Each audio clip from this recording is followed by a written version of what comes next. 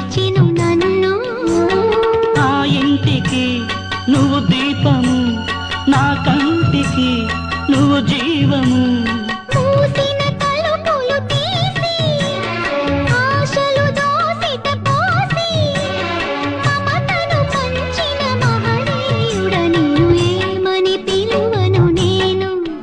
ఇలవేపుగా నిన్ను కొలిచే ఆలయమంటి ఇల్లు తన అక్కున చేర్చెను నన్ను.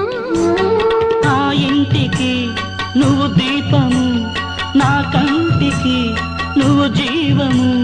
మూసిన తలుపులు తీసి ఆశలు దోసిట పోసి మమతను పంచిన మహనీయుడ నిన్ను ఏమని పిలువను నేను.